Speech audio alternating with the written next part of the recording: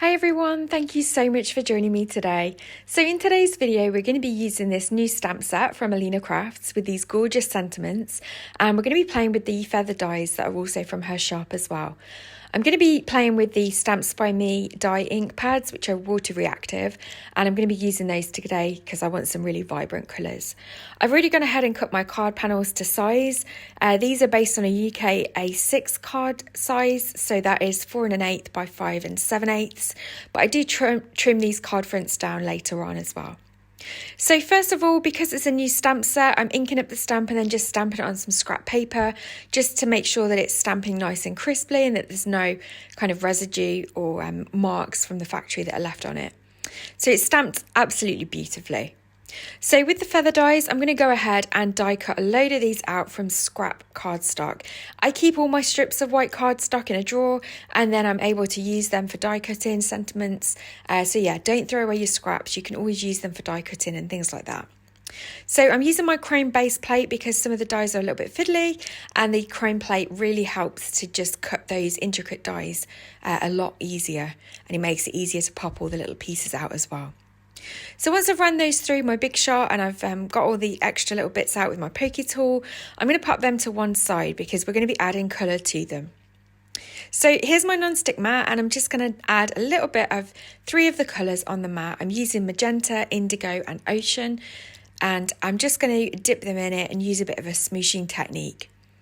I quite like the fact that you don't get a perfect ink coverage, and I really want that kind of mottled variable effect on the feathers today. So all I'm doing is just dipping them in and out the ink and smushing them around a little bit, getting lots of different variations of the colour. And as you can see, the colours are really vibrant. A little bit of ink goes a really long way. So I'm just using my heat tool just to heat set those, and having the cork mat underneath means that I don't risk damaging my desk with the heat tool, but it also helps to prevent warping as well because the cork mat absorbs some of the heat. So that's another little technique as well.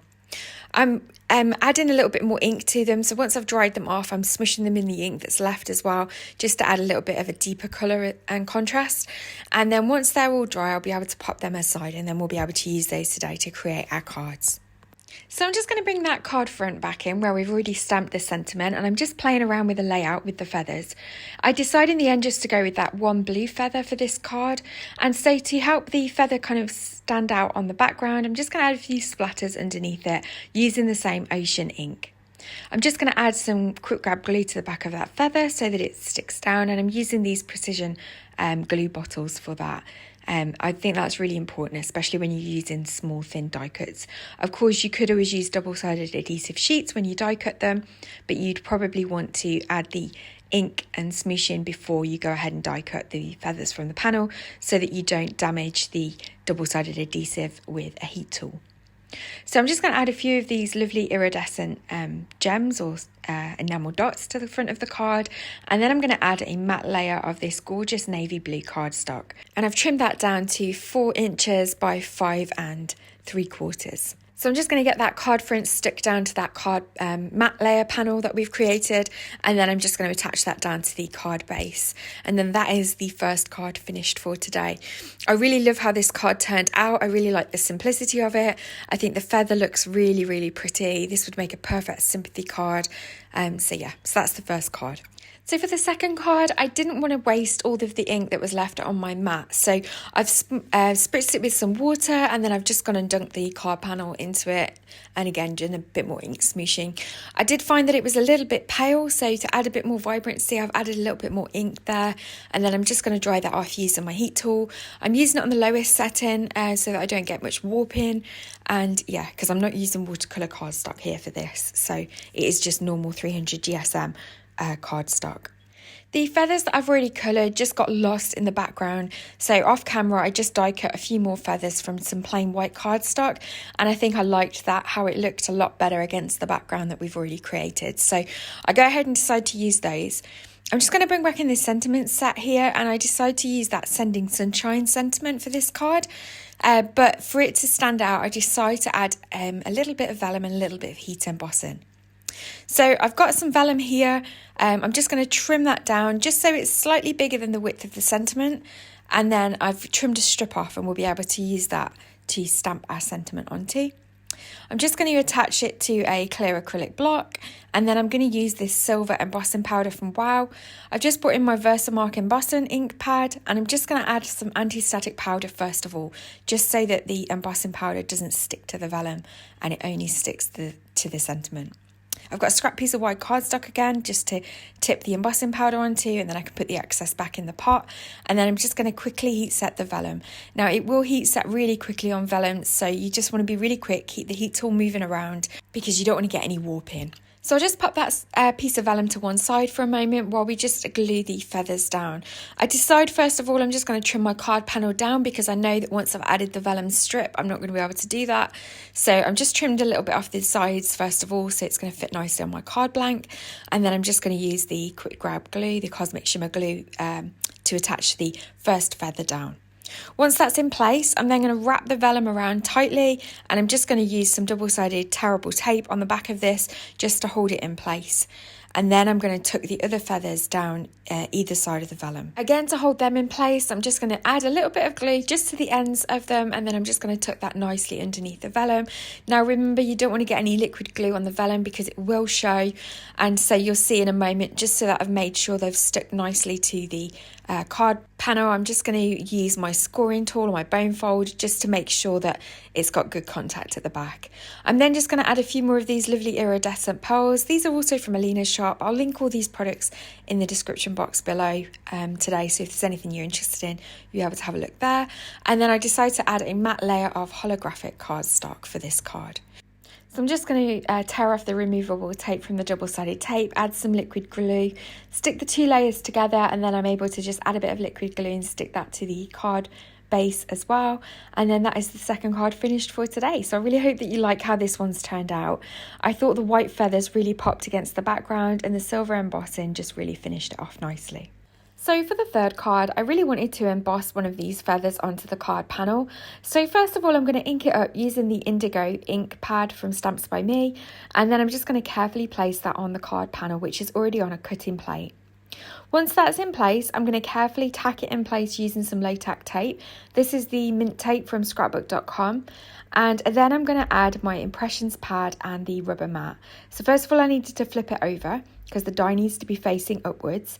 Then I've added the rubber mat and then the impressions pad on top of that. And you need to use your base plate and your thin lip plate for this.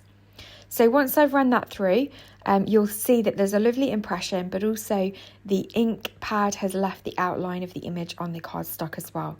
So it's just a nice way of getting something extra from your dies. They don't just have to be die cuts, you can emboss with them, and it's something that I really enjoy doing. Because it's water reactive ink, I've spritzed it with some water. That's just allowed it to bleed out of the lines a little bit, and I really just wanted to add a little bit of interest here along with the embossing. I really wanted it to still have some colour. I'm just going in with the ocean colour and the magenta colour as well here, and then I add a few ink splatters as well just to finish.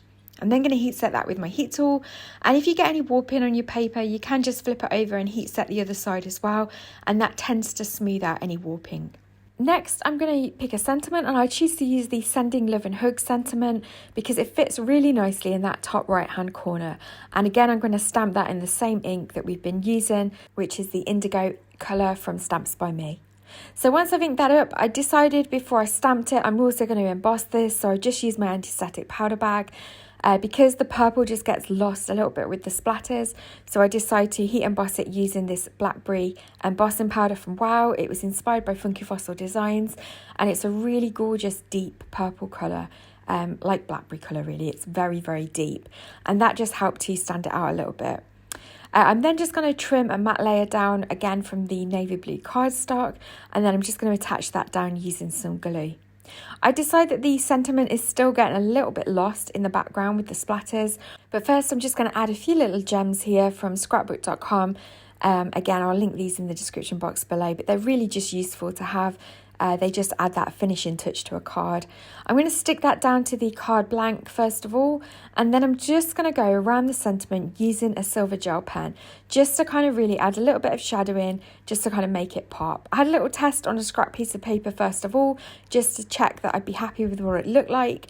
And I'm just going to add that detail now, and you'll see that in the close-up photos at the end. But here is the third finished card for today. So for the fourth card, I'm going to use up all of those coloured feathers that we made earlier on that we haven't used yet. So I decided that I'm going to add these all over the card panel and create a background.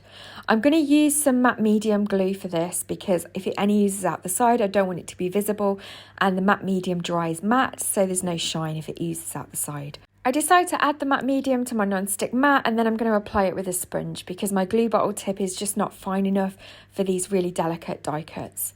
So I'm just going to add some glue using the sponge to the back of all of the feathers, stick those in place, and then once we've done that, we'll be able to trim off the excess and use those excess bits just to fill in a few of the gaps as well. This is a great way of creating a background with minimal effort, just using die cuts. And of course, if you did them in white, you'd get a lovely tone on tone effect as well here. I'm just using my long bladed scissors to just trim off the excess. And then if there's any bits coming up, you can just add a little bit of glue underneath just to make sure that they're all held down in place nicely as well. For a sentiment today, I'm going to use this gorgeous Hello die from Alina Crafts, and I've cut the outline die from Vellum, and then the Hello is in navy blue cardstock. I've already got a Sending You Hugs sentiment that was stamped and heat embossed that I'd kept in the stamp set, and again this is from Alina Crafts, so I'll link these products in the description box below. I'm going to pop these up on some foam tape, but because of the vellum, I've trimmed the extra thin foam tape in half using my long bladed scissors, and then I'm just carefully adding bits along the thicker parts of that sentiment so it doesn't show through the vellum. Once I've done that and I've took off all of the backing tape, I'm able then just to place those down centrally, and then again I'm going to add a matte layer of navy blue cardstock.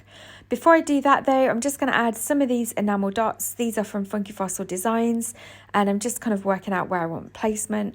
A couple of them have lost a little bit of stick, so I've just added a little bit of glue to the back of those, and then here's the matte layer that I'm just trimming down now. I decided just to trim off the edge a little bit more just to neaten up those edges because where I'd cut with the scissors it wasn't overly neat, and then I'm just going to add some glue to the back of that and attach that down, and then attach the whole card front panel to a card base. And so they are the 4 cards that we've made today. So thank you so much for joining me. I really hope that you've enjoyed this video today. I hope it's helped to give you some inspiration of how you can use a die set and create 4 completely different cards, and I hope it's given you some inspiration. Please don't forget to give this video a thumbs up if you've enjoyed it. It really does help me out, and I love to read the comments that are left for me as well. And if you're new to my channel, please consider subscribing, especially if you'd like to see more content from my channel. I look forward to seeing you in the next video. Take care.